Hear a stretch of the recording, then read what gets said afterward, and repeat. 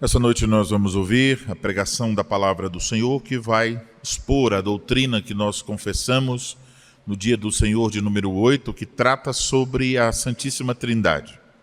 Inicialmente iremos ler então o texto de Isaías 44, versículos de 1 a 20.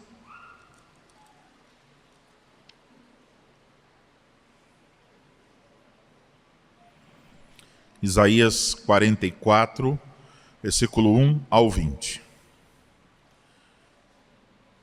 Agora, pois, ouve, ó Jacó, servo meu, ó Israel, a quem escolhi. Assim diz o Senhor, que te criou e te formou desde o ventre e que te ajuda. Não temas, ó Jacó, servo meu, ó amado, a quem escolhi. Porque derramarei água sobre o sedento e torrentes sobre a terra seca.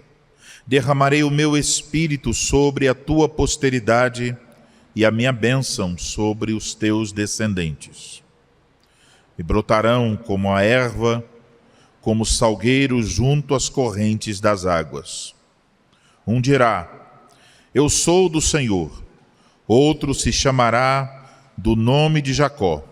O outro ainda escreverá na própria mão: eu sou do Senhor, e por sobrenome tomará o nome de Israel. Assim diz o Senhor, Rei de Israel, seu Redentor, o Senhor dos Exércitos: eu sou o primeiro e eu sou o último, e além de mim não há Deus. Quem há como eu feito predições desde que estabeleci o mais antigo povo, que o declare e o exponha perante mim, que esse anuncie as coisas futuras, as quais hão de vir. Não vos assombreis nem temais. Acaso desde aquele tempo não vos fiz ouvir, não vos anunciei? Vós sois as minhas testemunhas. Há outro Deus além de mim? Não há outra rocha que eu conheça. Todos os artífices de imagens de escultura são nada, e as suas coisas preferidas são de nenhum préstimo. Eles mesmos são testemunhas de que elas nada veem, nem entendem, para que eles sejam confundidos. Quem formaria um Deus ou fundiria uma imagem de escultura que é de nenhum préstimo?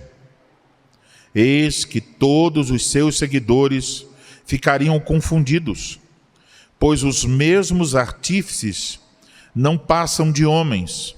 Ajuntam-se todos e se apresentem. Espantem-se e sejam a uma envergonhados. O ferreiro faz o machado, trabalha nas brasas, forma um ídolo, a martelo e forja-o com a força do seu braço. Ele tem fome e a sua força falta, não bebe água e desfalece. O artífice em madeira estende o cordel e com o lápis esboça uma imagem, alisa com a plana, marca com o compasso e faz a semelhança e beleza de um homem que possa morar em uma casa. O homem que corta para si cedros, toma um cipreste ou um carvalho, fazendo escolha entre as árvores do bosque, planta um pinheiro e a chuva o faz crescer. Tais árvores servem ao homem para queimar, com parte de sua madeira se aquenta e coze o pão. E também faz um Deus e se prostra diante dele, esculpe uma imagem e se ajoelha diante dela. Metade queima no fogo e com ela coze a carne para comer, assa e farta-se. Também se aquenta e diz: já me aquento, contemplo a luz. Então do resto faz um Deus, uma imagem de escultura, ajoelha-se diante dela, prostra-se e lhe dirige a sua oração, dizendo: livra-me, porque tu és o meu Deus. Nada sabem, nem entendem, porque se lhes grudaram os olhos, para que não vejam, e o seu coração já não pode entender. Nenhum deles cai em si, já não há conhecimento nem compreensão para dizer: metade queimei e cozi pão sobre as suas brasas, assei sobre ela carne e a comi, e faria eu do resto uma abominação? Ajoelhar-me-ia eu diante de um pedaço de árvore? Tal homem se apacenta de cinza, o seu coração enganado o iludiu, de maneira que não pode livrar a sua alma, nem dizer: não é mentira aquilo em que confio? Agora, vamos, meus amados irmãos, à nossa confissão, o dia do Senhor de número 8, que trata sobre o único Deus e se revelou em 3 pessoas. Quando a pergunta 24 diz como se dividem esses artigos, é uma referência aos 12 artigos que estão na pergunta 23, o credo apostólico. Pergunta 24, como se dividem esses artigos? Resposta, em 3 partes. A primeira parte nos ensina sobre Deus o Pai e a nossa criação. A segunda parte nos ensina sobre Deus o Filho e a nossa redenção. A terceira parte nos ensina sobre Deus, o Espírito Santo e a nossa santificação. Pergunta de número 25. Visto que só existe um único Deus, por que é que você fala em 3 pessoas, Pai, Filho e Espírito Santo? Resposta: porque o próprio Deus se revelou de tal maneira em sua palavra que essas 3 pessoas distintas são o único, verdadeiro e eterno Deus. Agora vamos ao texto da pregação, segunda carta do apóstolo Paulo aos Coríntios,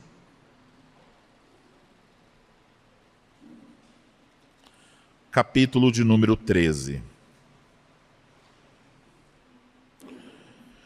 Assim diz a palavra do Senhor.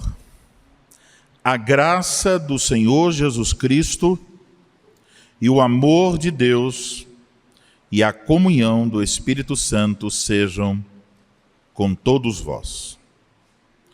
Vamos orar, meus amados irmãos.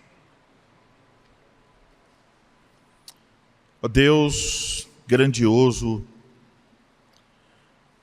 nós mais uma vez queremos pedir a tua bênção para esse momento em que ouviremos a exposição da tua palavra. A todos nós não interessa ouvir a eloquência, os recursos ou quaisquer capacidades que tenha o pregador. Mas antes, Senhor, queremos ouvir, por meio desse instrumento humano, a voz preciosa, verdadeira e fiel do nosso Senhor Jesus Cristo, que é o nosso supremo pastor. Nós confessamos que somos ovelhas do seu pastoreio. Por isso pedimos que o Senhor nos dê a graça de ouvi-lo falar conosco mais uma vez. Ilumina o nosso entendimento, nos dá o coração humilde, nos dá, Senhor, a capacidade de prestar atenção, de concentração, e nos dá, Senhor, o desejo sincero de ver tudo aquilo anunciado, tudo que é anunciado no Evangelho cumprir-se em nossa vida. Oramos e pedimos tudo isso em o nome do Senhor Jesus Cristo. Amém.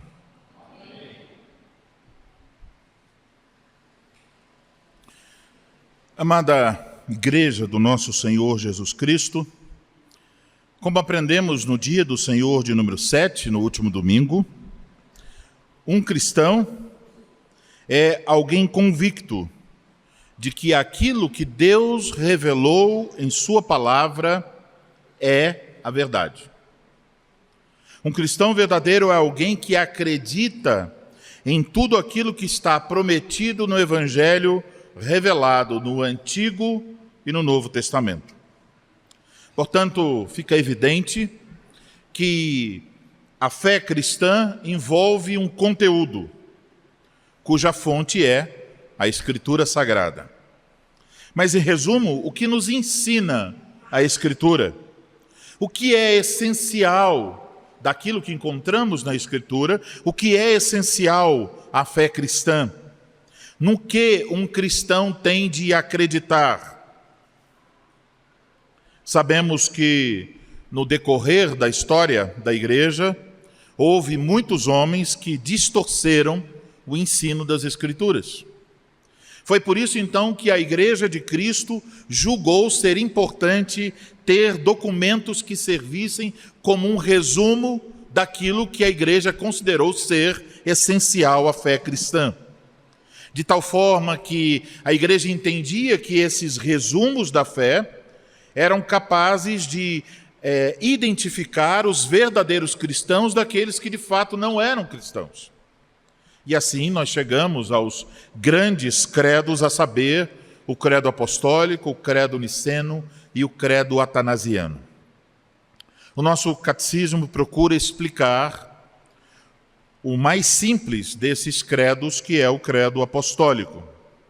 E a primeira coisa para a qual o catecismo nos chama atenção não é propriamente sobre o conteúdo do credo apostólico, mas sobre a estrutura do credo apostólico.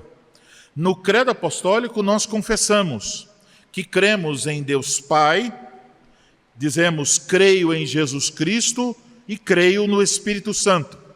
Então, encontramos no credo apostólico 3 pessoas para as quais dirigimos a nossa fé. E por isso, antes de explicar cada um dos 12 artigos da nossa fé cristã, o catecismo procura mostrar que esses 12 artigos do credo apostólico têm uma estrutura trinitária. Ele procura, então, o catecismo explicar sobre a Trindade.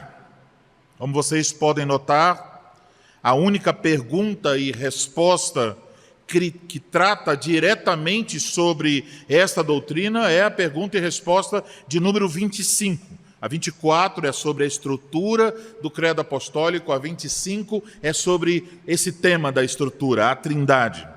Mas nessa pergunta e resposta 25, nós não temos uma grande explicação sobre a Trindade. Você pode observar que nem mesmo esse termo, Trindade, é mencionado aqui na nossa resposta. Devemos lembrar, o catecismo foi escrito para a instrução de jovens e crianças.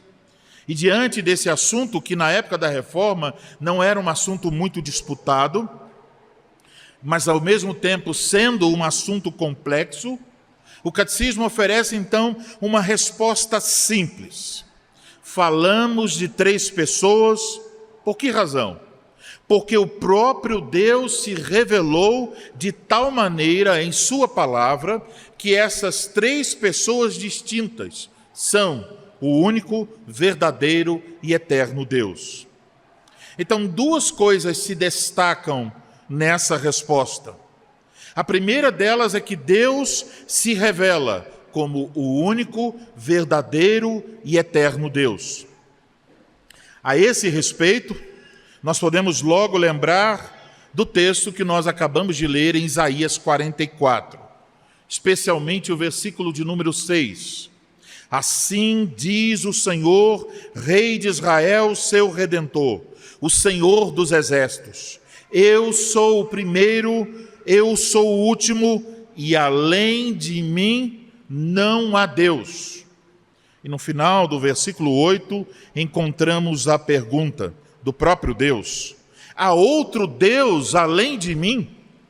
A resposta do próprio Deus é enfática: não há outra rocha que eu conheça. Então, Yahvé, o Deus da aliança, em Isaías 44, reafirma a sua singularidade e a unicidade do seu ser. Em um contexto, ele faz isso num contexto em que ele está encorajando o seu povo, mostrando a inutilidade dos ídolos. Isso é o assunto do capítulo 44. E nesse contexto, Deus se apresenta como Deus único, verdadeiro e eterno. E como tal, ele promete ao seu povo, lemos sobre isso bem no início do capítulo, a sua bênção. Eu darei a minha bênção aos seus descendentes. Mas mesmo aqui, onde há uma ênfase sobre o Deus único, lemos sobre a promessa do Espírito Santo. E o fato de que o Senhor é apresentado aqui como Redentor, e também como primeiro e último, palavras que são usadas no Novo Testamento para se referirem a Jesus Cristo. Sabemos então que por trás dessas palavras está uma referência ao nosso Senhor. Então temos, por um lado, em Isaías 44, o ensino de que só existe um Deus. Por isso reafirmamos, nós não cremos em três deuses. Mas por outro lado, também temos o testemunho das Escrituras de que nesse único Deus há três pessoas distintas. O catecismo usa essa palavra, distintas, para não confundirmos as pessoas, como para dizer, olha, é uma pessoa só que aparece de três formas diferentes.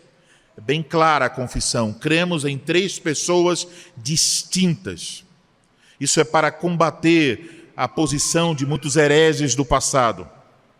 Por isso confessamos, uma é a pessoa do Pai, outra a pessoa do Filho e outra a do Espírito Santo. O texto que nós lemos nessa noite, segundo aos Coríntios, capítulo 13, versículo 13, é um dos textos bíblicos onde nós encontramos essas três pessoas distintas. Aqui temos as palavras finais do apóstolo Paulo em sua segunda carta aos Coríntios. Esse texto é aquilo que nós encontramos ao final de muitas das cartas, uma bênção final. Isso é comum nas cartas do Novo Testamento. E aqui encontramos essa fórmula trinitariana. Lemos aqui sobre o Pai, o Filho e o Espírito Santo. Portanto, temos aqui a bênção do Deus triuno sobre a sua igreja. Podemos olhar para Isaías 44, Deus prometendo, o Deus único prometendo dar a sua bênção ao seu povo, e agora olhar para 2 Coríntios 13, 13 e encontrar esse Deus único que se revelou em três pessoas, concedendo sua bênção ao seu povo. A bênção de Isaías 44 está disponível para o povo de Deus. E é por isso, então, que eu vos anuncio a palavra de Deus nesta noite sob o seguinte tema: as bênçãos do Deus triuno. E você pode imaginar quais serão as três bênçãos. A primeira bênção é a graça do Senhor Jesus Cristo. Não sabemos exatamente por que Paulo, em uma forma trinitária, começou com o Filho e não com o Pai. Mas isso serve para nos mostrar algo importante quando nós estamos considerando o ensino bíblico sobre a Trindade. É que nenhuma das pessoas é mais importante ou mais poderosa que outra. Normalmente falamos da seguinte ordem: Pai, Filho e Espírito Santo, porque a Escritura faz isso. Por exemplo, na forma do batismo. Essa sequência, Pai, Filho e Espírito Santo, tem a ver com o que nós chamamos de a economia ou a administração da salvação. Tem a ver com a forma como Deus se revelou. Mas o Pai e o Filho e o Espírito Santo possuem uma só divindade, igual glória, igual majestade eterna. Então não há um deles que seja maior do que o outro. Aqui em nosso texto, Paulo começa falando sobre o Senhor Jesus Cristo, e ele liga o Senhor Jesus Cristo, o Filho de Deus, com a graça. Então, a bênção que nós recebemos é a graça do Senhor Jesus Cristo. Aqui, a graça se refere àquilo que o Senhor Jesus Cristo realizou para nos salvar. Isso é resumido nessa mesma carta, no capítulo 8, no versículo 9, onde o apóstolo diz: pois conheceis a graça de nosso Senhor Jesus Cristo, que sendo rico, se fez pobre por amor de vós, para que pela sua pobreza vos tornasseis ricos. O apóstolo usa o termo graça como um resumo de tudo que Cristo fez por nós. É uma referência à sua obra redentora como um todo, uma referência aos benefícios que continuamente nós recebemos dele. O que Jesus fez por nós é, então, uma administração da sua graça. O fato que o Filho de Deus assumiu a natureza humana, padeceu, foi crucificado, morto, sepultado, desceu ao inferno, ressurgiu para a nossa justificação, subiu aos céus, está sentado à direita do Pai, tudo isso aponta para a sua graça maravilhosa. Ele fez e nos deu aquilo que nós não merecíamos. Esta é a graça que veio ao nosso encontro, a graça que abriu os nossos olhos, a graça que nos deu uma nova vida. Mas agora mesmo, o que seria da nossa vida sem esta graça? Se não fosse esta graça, nós não poderíamos estar aqui nesta noite. Não poderíamos dar crédito a esta pregação. Não poderíamos amar a Deus e uns aos outros. Não poderíamos desfrutar da comunhão que temos no Espírito Santo. Portanto, a salvação é uma questão da graça, do começo ao fim. Recebemos vida e essa vida se mantém por causa da graça de Cristo. Então, meus irmãos, pensemos um pouco sobre as nossas vidas atribuladas à luz desta graça. Hoje começa mais uma semana. E talvez alguns de vocês estejam se sentindo desanimados, ou cansados, ou tristes, ou passando por lutas, enfermidades, problemas e outras coisas que surgem. E você possa, nessa noite, estar dizendo: bom, eu estou aqui, eu preciso de ânimo do Senhor em minha vida. Como é que eu posso estar de pé? Como é que eu posso servir a Deus em um mundo em trevas? Como é que eu posso suportar as tribulações em submissão à providência de Deus? Como é que eu posso vencer o pecado e viver em gratidão? Se dependermos das nossas forças, nós não podemos fazer nenhuma dessas coisas. Mas aqui está a resposta de Deus para nós. A graça de Cristo está sobre as nossas vidas. Nós temos recebido esta bênção da parte de Deus. Então você pode seguir, não porque você é forte, não porque você é capaz. Você pode seguir por causa da graça de Cristo. Por causa desta graça, a boa obra foi iniciada. E por causa desta mesma graça, essa obra será concluída. Então, a graça de Cristo nos capacita a viver pela graça, e viver pela graça é viver em Cristo e para Cristo. Esta é a primeira bênção. Nós temos recebido a graça de Cristo. Agora, a segunda bênção é esta: o amor de Deus. A bênção aqui é receber mais e mais do amor de Deus.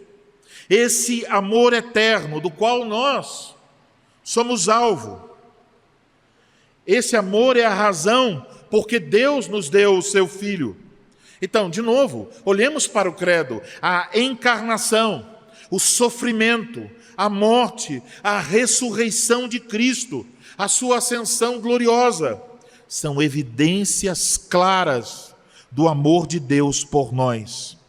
E esse amor de Deus nos traz uma garantia que encontramos em Romanos 8:32. Aquele que não poupou o seu próprio filho, antes por todos nós o entregou, porventura não nos dará graciosamente com ele todas as coisas? Nós respondemos certamente que sim. Deus nos ama. A prova disso é Cristo como nosso Redentor. Então nós podemos estar certos de que, se desfrutamos da graça de Cristo, é porque nós somos alvo do amor de Deus.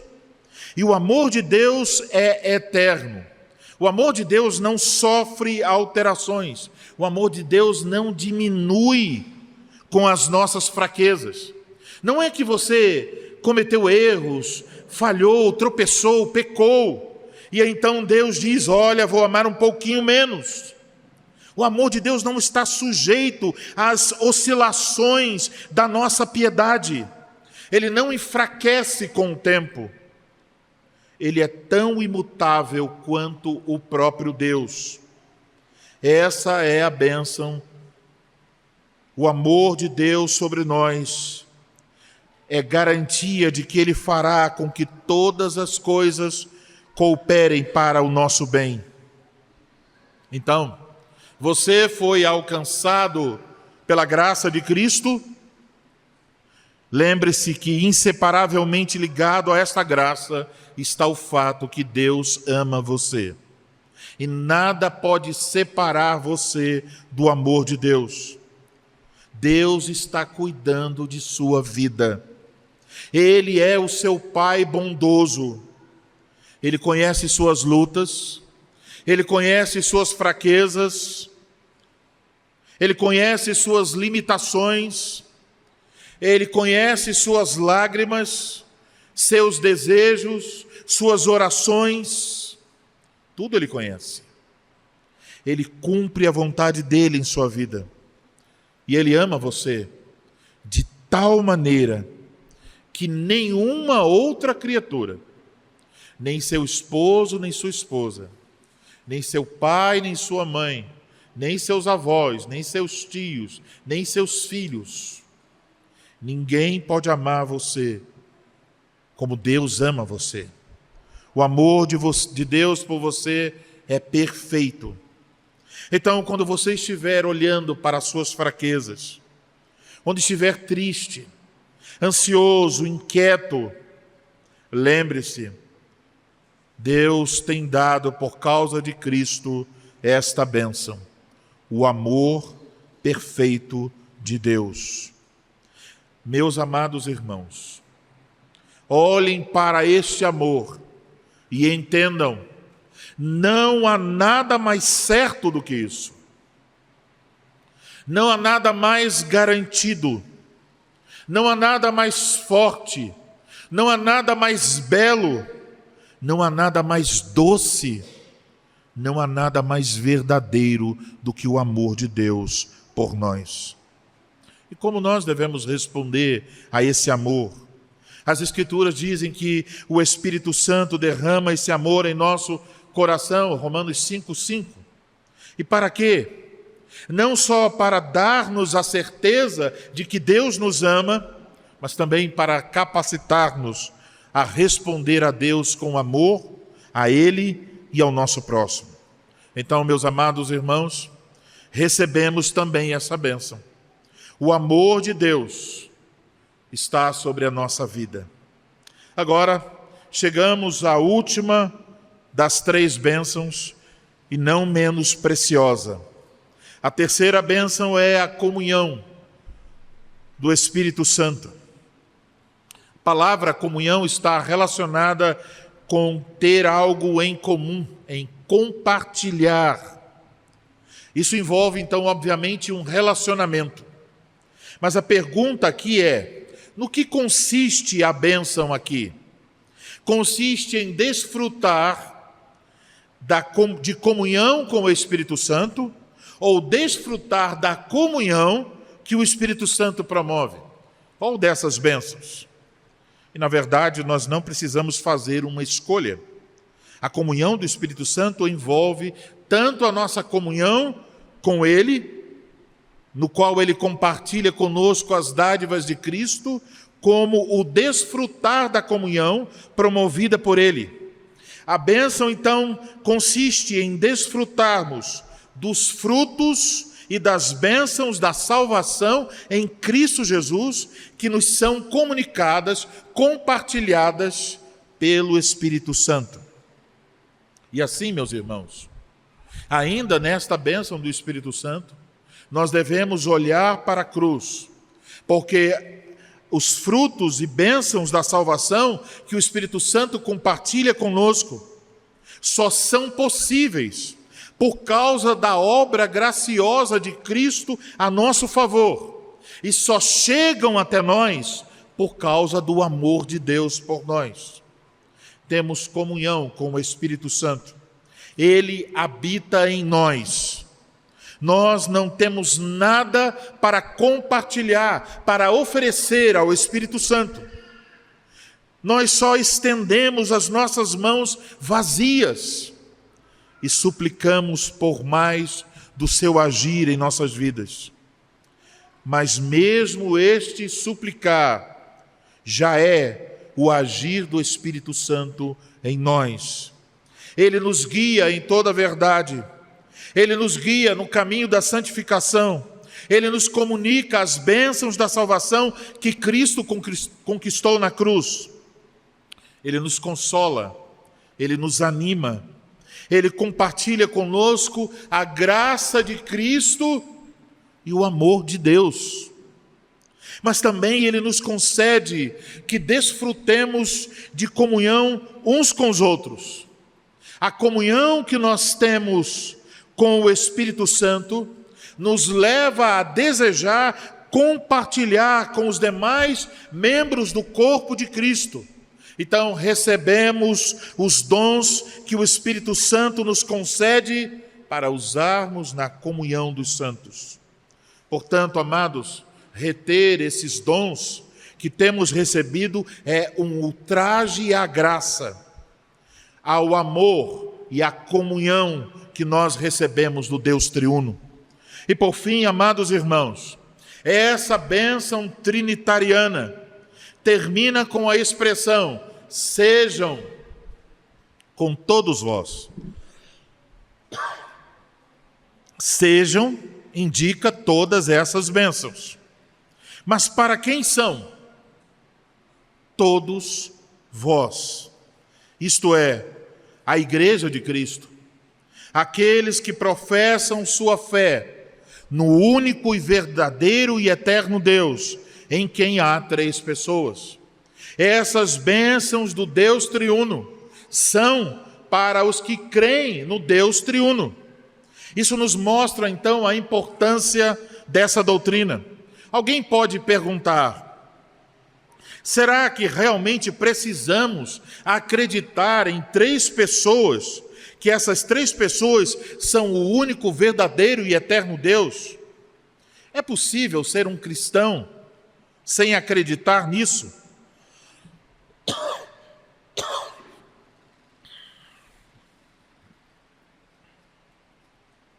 A Igreja de Cristo tem entendido que não.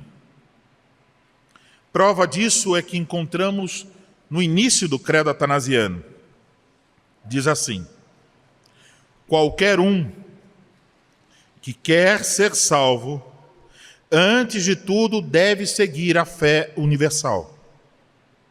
Aquele que não aguardar integral e intacta, sem dúvida, perecerá eternamente. E depois, um pouco adiante, no mesmo credo lemos: e esta é a fé universal. Quem não crer nela fielmente e firmemente não poderá ser salvo. O que é esta fé universal?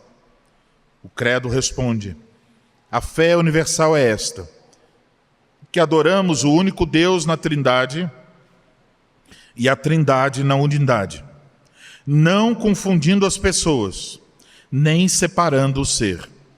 Pois uma é a pessoa do Pai, outra a pessoa do Filho e outra a do Espírito Santo. Mas o Pai e o Filho e o Espírito Santo possuem uma só divindade, igual glória, igual majestade eterna. E nós também confessamos no artigo 9 da Confissão Belga que essa doutrina ultrapassa o entendimento humano, que nós não somos capazes de entendê-la completamente e não devemos tentar descobrir aquilo que Deus não nos revelou. Mas, no entanto, alicerçados na palavra de Deus, confessamos o que a Bíblia ensina. E a Bíblia ensina: existe um único, verdadeiro e eterno Deus. E a Bíblia ensina: o Pai é Deus, o Filho é Deus, o Espírito Santo é Deus. A Bíblia ensina 3 pessoas distintas. Então, observem, meus amados irmãos, que aqui a bênção dessas 3 pessoas distintas, do Pai, do Filho e do Espírito Santo, chegam até nós. Nós ouvimos essa bênção ao final de muitos cultos. Então, quando o culto termina, há a bênção do Deus triuno sobre a nossa vida.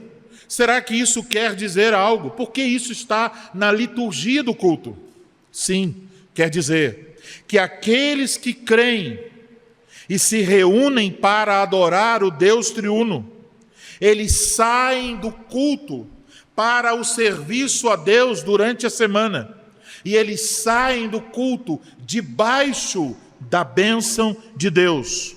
O próprio Deus é quem nos capacita a viver o Evangelho, a servi-lo com alegria, por meio da pregação de sua palavra, por meio da administração do sacramento. Ele nos concede sua graça, seu amor e sua comunhão. Então recebemos graça, amor e comunhão do único Deus, que é Pai, Filho e Espírito Santo. Experimentamos então dessas bênçãos do Deus triuno todos os dias.